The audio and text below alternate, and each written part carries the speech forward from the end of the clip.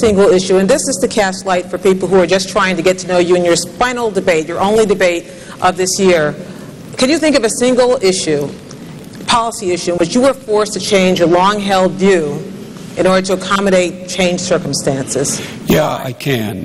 When I got to the United States Senate and went on the Judiciary Committee as a young lawyer, I was of the view and have been trained to the view that the only thing that mattered was whether or not a nominee appointed, suggested by the President, had a judicial temperament, had not committed a crime of moral turpitude, and had been a good student. And it didn't take me long. It was hard to change, but it didn't take me long.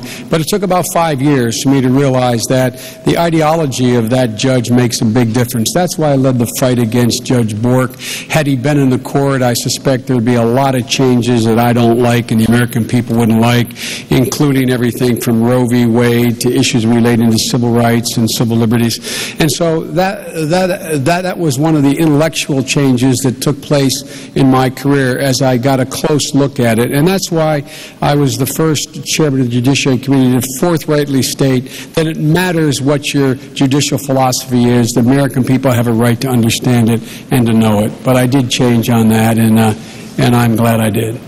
Governor.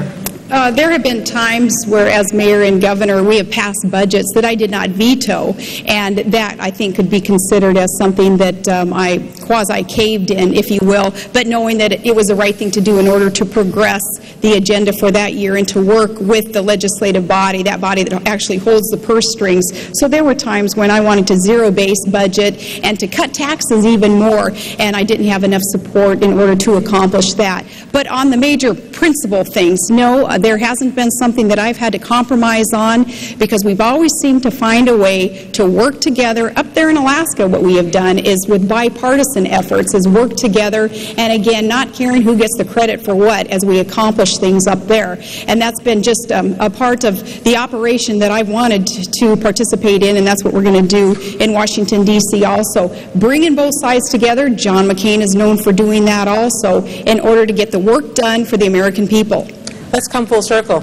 You both want to bring both sides together. You both talk about bipartisanship. Once again,